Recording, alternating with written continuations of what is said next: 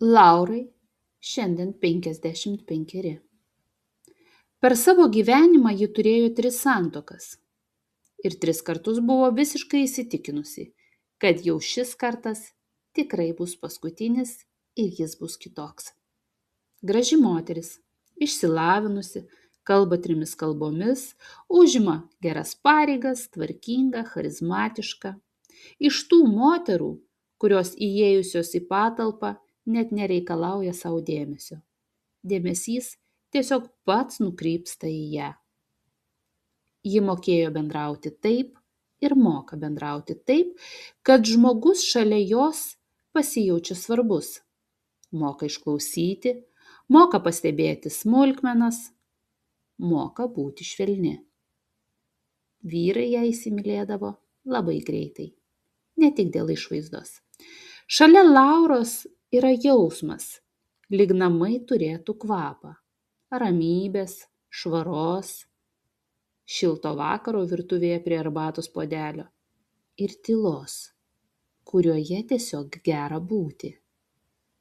Ir visi Lauros vyrai ją labai mylėjo. Mylėjo ir rūpinosi, stengėsi būti šalia, kūrė namus, tuos tikruosius namus.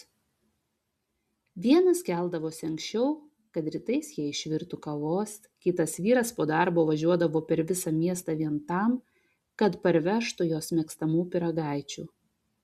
Trečias tyliai apkabindavo ją virtuvėje, net tada, kai ji būdavo pikta. Būtent taip Laura apibūdino visus savo 3 vyrus. Ir pridūrė: Lina, jie tikrai norėjo dėl manęs stengtis. Norėjo būti tais vyrais, prie kurių aš galėčiau rasti atramą. Ir vis dėlto nesuprantu, nes nei viena mano santuoka neišliko. Ir čia Laura paminėjo labai įdomų dalyką. Ji paminėjo vidinį savo jausmą. Kai tik meilė tapdavo saugi, ji pradėdavo ją nebetikėti. Ir keisčiausia buvo tai, kad Laura ilgą laiką buvo įsitikinusi, kad problema tikrai ne joje. Nors būtent ji pati visada pradėdavo griauti santykius. Iš pradžių viskas lyg tai būdavo gražu, artumas, šiluma, meilė, bet vos tik Laura viduje pajausdavo, kad kažko trūksta, prasidėdavo keisti dalykai. Ji neateidavo ir nepasakydavo vyrui tiesiogiai, kad man trūksta tavo dėmesio, noriu daugiau švelnumo, noriu, kad mane išgirstum, noriu, kad išneštum šiukšles, noriu, kad išplautum indus, nuvalytum dulkes, taip toliau ir panašiai. Ne. Jos viduje tarsi įsijungdavo kažkas kita. Erzulys. Norėjimas elgtis atstuminančiai. Kartais netgi žiaurokai. Tyčia palikti nešvarūs indai, specialiai numesti daiktai, šaltis, ignoravimas ir kabinėjimasis prie smulkmenų. O vėliau tarsi pagal tam tikrą algoritmą jos gyvenime atsirasdavo vakarėliai, kompanijos, dingimai iki paryčių, flirtai ir kitų vyrų dėmesys. Ir kuo labiau Lauros vyras ją mylėdavo, kuo labiau stengdavosi, kuo labiau laukdavo, kuo labiau atleisdavo, tuo stipriau Laura pradėdavo jį stumti nuo savęs. Kol galiausiai vyrai tiesiog nebeatlaikydavo ir išeidavo. Laura turi 3 vaikus, 2 dukras ir sūnų. Ir būtent sūnus pradėjo kartoti jos santykių modelį. Tai Laurą išgąsdino labiausiai. Būtent tada ji pirmą kartą pradėjo ieškoti atsakymo, kas jos gyvenime su ja iš tiesų vyksta. Po kiekvienų skyrybų Laurai likdavo tas pats klausimas: kodėl aš taip elgiuosi su žmonėmis, kuriuos myliu? Nes savo vyrus Laura iš tiesų mylėjo. Ir tai svarbiausia šios istorijos vieta.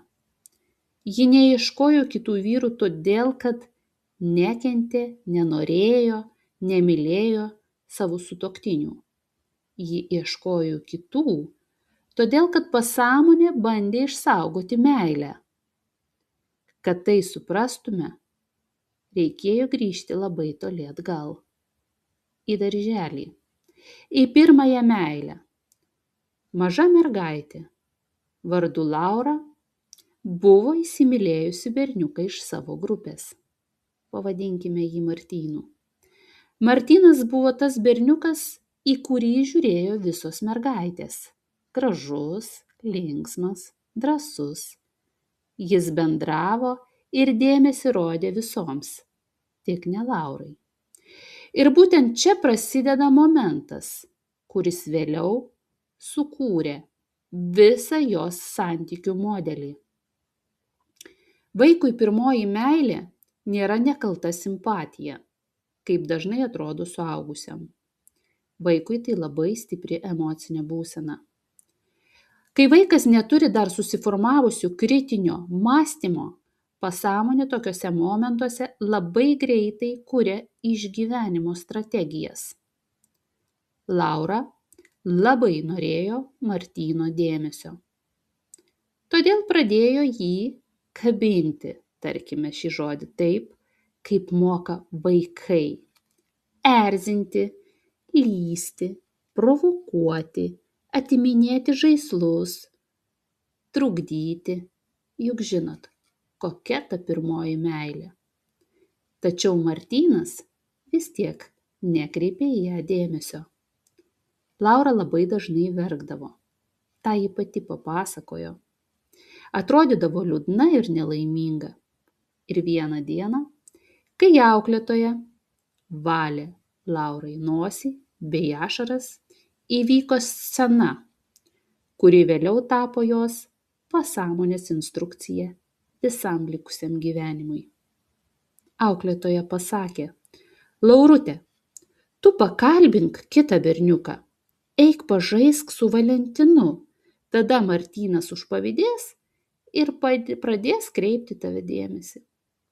Suaugusiam žmogui tai tik nekalta frazė, bet vaikui, kuris tuo metu išgyvena stiprią emociją, tai tampa gyvenimo instrukcija. Ir žinot, kas čia svarbiausia? Šita instrukcija suveikė. Laura pradėjo bendrauti su kitu berniuku ir Martynas staiga iš tikrųjų pradėjo kreipti į ją dėmesį. Ta akimirka vaiko pasąmonė užfiksavo formulę: jeigu nori meilės ir dėmesio, reikia sukelti pavydą. Taip gimė šios mažos mergaitės išgyvenimo modelis. Nuo tos dienos Laura išmoko dėmesį išprovokuoti per erzinimą, per grėsmę prarasti, per pavydą ir per emocinį chaosą. Todėl suaugusi Laura vos tik pasijusdavo neišgirsta ar nepastebėta, pasąmoningai įjungdavo seną programą. Reikia erzinti, reikia sukelti reakciją, reikia priversti mane pastebėti. Ir ji pradėdavo elgtis kaip ta maža mergaitė darželyje. Tik dabar vietoje žaislų buvo santuoka. Vietoj vaikiško erzinimo atsirado neištikimybė, manipuliacijos, skandalai, emocinis spaudimas. Tačiau esmė liko ta pati. Maža mergaitė, kuri bijo būti nepastebėta. Įdomiausia tai, kad Laura pati ilgą laiką nesuprato savo elgesio. Ji galvodavo: aš tiesiog sudėtingo charakterio, man greitai viskas atsibosta, iš tiesų aš nesu sukurta ilgai santuokai. Tačiau terapijoje paaiškėjo visai kas kita. Ji visus savo vyrus labai mylėjo. Labai. Ir būtent todėl taip desperatiškai bandė iš jų išgauti dėmesį, kai mažiausiose smulkmenose pasijausdavo nepastebėta. Tik jos pasąmonė nežinojo kito būdo. nes vienintelį meilės gavimo modelį ji išmoko būdama maža mergaitė darželyje. Ir taip gyvena daugelis žmonių. Mes visada galvojame, kad renkame sąmoningai, tačiau labai dažnai santykiuose kalba nesuaugęs žmogus, o tas mažas vaikas mūsų viduje. Tas, kuris kažkada nusprendė, kad meilę reikia nusipelnyti, kad ją reikia išprovokuoti, išsikovoti, išmelsti, išmaldauti arba sukelti pavydą, kad būtum pastebėtas. Būtent todėl vieni renkasi šaltus partnerius, kiti sukuria dramą ten, kur ramu, treti sunaikina santykius, vos tik įgauna stabilumą. Ne todėl, kad nenori meilės, o todėl, kad jų pasąmonė meilę vis dar supranta per seną išgyvenimo modelį. Ir kol žmogus nesupranta, kur visa tai prasidėjo, jis gyvena tą pačią istoriją. Vėl ir vėl ir vėl. Keičiasi tik žmonės. Jeigu tavo gyvenime kartojasi tie patys santykių scenarijai, jeigu tu pats griauni tai, ką labiausiai myli, jeigu po kiekvienų skyrybų lieka klausimas, kodėl aš taip pasielgiau ir kodėl man taip nutiko, galbūt problema nėra tavo charakteris. Galbūt tavo pasąmonė vis dar gyvena pagal kažkada sukurtą išgyvenimo instrukciją. Terapijoje mes neieškom kaltų.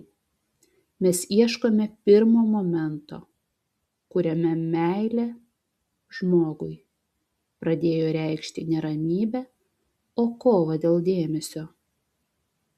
Kai žmogus suranda savo giluminį trigerį, jis pirmą kartą gyvenime supranta, kad daugelį metų tiesiog bandė būti mylimas.